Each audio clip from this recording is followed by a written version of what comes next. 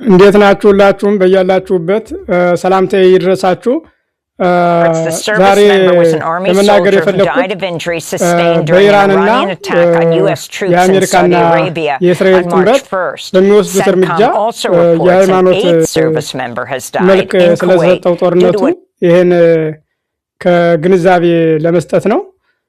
እንደሚታወቀው የእስራኤልና የአሜሪካ ግንኙነት የጀመረው እስራኤላውያን እንደሚታወቀው በታሪክ በናዚ ጀርመኒ ከፍተኛ ጭፍጨፋ ከደረሰባቸው በኋላ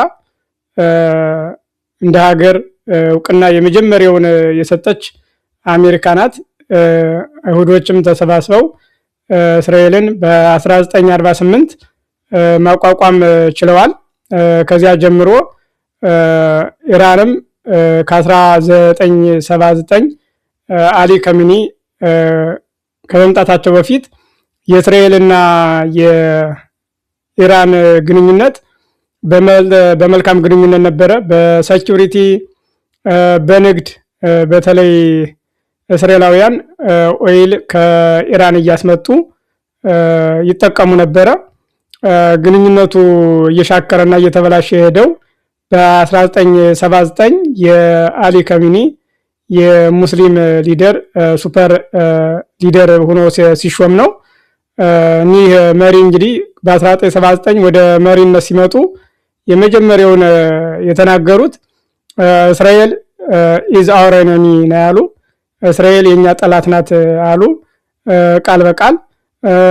በዚህም አላቆሙም። እስራኤል እንደ ስቴት መቀጠል የሌለባት ናት ብለው ተናግረዋል። በዚህም ብቻ አይደለም፣ በዙሪያ ያሉትን እነ ሐማስን እነ ሂዝቦላን እያስታጠቀች እያሰለጠነች ድሮን ሁሉ በመስጠት ወደ እስራኤል እንዲተኩሱ የእስራኤል ጠላቶች እንዲሆኑ ነው ያደረገች። በዚህም ብቻ ሳይሆን ኒውክሊየር እያበለጸገች ኒውክሊየርን ለሌላ ጥቅም መጠቀም ሲቻል የሰው ልጅ ለማጥፋት እስራኤልን ለማጥፋት በጣም በቃላት ሁላ ትዝታለች፣ ምን ትላለች።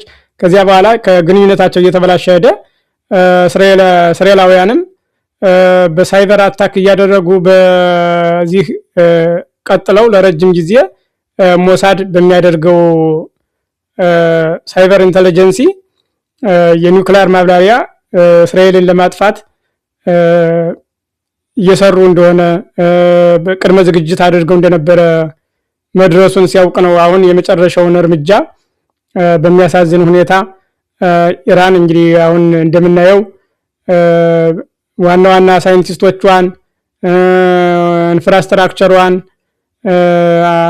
አውድመዋል፣ ወድማለች፣ እንዳልሆነ ሆናለች ኢራን ማለት ነው። በአንድ ዲክታተር እኔ ይሄ መሪ አሊ ካሚኒ ሙስሊሞችንም የሚወክል አይመስለኝም። ምክንያቱም የሙስሊም እምነት አንድን ሀገር እንደ ሀገር አጥፋ የሚል ወይንም ሰውን ግደል የሚል እምነት ያለ አይመስለኝም። ተሳስቼ ከሆነ ደግሞ ታርማለሁ። በእስራኤላውያንም እስራኤል እንደሚታወቀው የክርስቲያኖች የስበት ማዕከል ናት። አምላካችን ንጉሳችን የተወለደባት ያደገባት ያስተማረባት በመጨረሻም ሞትን ድል አድርጎ የተነሳባት አገር በመሆኗ ታሪካችን እንዲጠፋ እንዲወድም እንደ ሀገርም እንዳትቀጥል እኛ ክርስቲያኖች አንፈልግም። ሙስሊሞችም የመሪ ዲክታተር ነው ለኢራን። ኢራናውያንም ሲገደል በዚህ በዋሽንግተን ዲሲ የደስታ መግለጫ ሰጥተዋል። አሁንም ቀጥለዋል። ለዶናልድ ትራምፕ ይቀጥሉ የሚል የደስታ መግለጫ እየወጡ ይገኛሉ። ከዚህ በፊትም ኢራናውያን የሚያሳየው ለፕሮቴስት የወጡትን በጣም ብዙ ኢራናውያን የገደለ ዲክታተርሺፕ ነው እና ይሄ ሙስሊምን ይወክላል ሊባል አይችልም። እና አሁን እየሰማሁት ያለው የሃይማኖት ለማድረግ በክርስቲያኖችና በሙስሊሞች ያለውን ግንኙነት ለማበላሸት በአንድ ሰው በዚህ በዲክታተርሺፕ የተነሳ ወደ ሌላ ለመቀየር ብዙ የሚወራ ነገር አለ። ያ ትክክል አይደለም። አሊ ካሚኒ በሚሰሩት ስራ እስራኤልን አጠፋለሁ፣ የክርስቲያኖችን ታሪክ አጠፋለሁ የሚል መሪ ስለሆነ ቀድመው እርምጃ ተወስዶባቸዋል። በጣም በሚያሳዝን ሁኔታ ኢራናውያንም ኢንፍራስትራክቸሯን፣ ሳይንቲስቶቿን፣ የኒውክሊየር ማበልጸጊያ ኃይሎችን አታለች። ይሄ እስከ የሆነው እንግዲህ በአንድ መሪ በአሊ ካሚኒ ከ1979 እስካሁን እስከሞቱበት ድረስ እስከ 2026 ድረስ የቀጠሉ መሪ ናቸው እና እኒህ ሰውዬ ዲሞክራቲክ ሊባሉ አይችሉም። ዲሞክራቲክ የሆኑትን እስራኤልና አሜሪካንን ላይ የሚዝቱ ናቸው። ይሄ ደግሞ እቅዳቸው አልተሳካም። የይሁድ አንበሶች እንውጣቸዋለን ሲባሉ እንደ ጃርቱ ነው የመጠባቸውን አደጋ በመከላከል ሸኝተዋቸዋል። በጣም ያሳዝናል። ነፍሳቸውን እንግዲህ ይማረልን ነው የምንለው። ሌላው አሁን በአባታቸው ምትክ የመጡ ደግሞ ልጃቸው ናቸው። ልጃቸው አሁንም እንደሳቸው የማይሆኑበትን ልቦና ይስጣቸው። እስራኤልን እንደ ሀገር አትቀጥልም የማይሉ ከእስራኤል ጋር የጉርብትና የሚሰሩ በንግድም እንደበፊቱ የሴኩሪቲም በጋራ የሚሰሩበትን ያመጣልናል ብለን እናስባለን።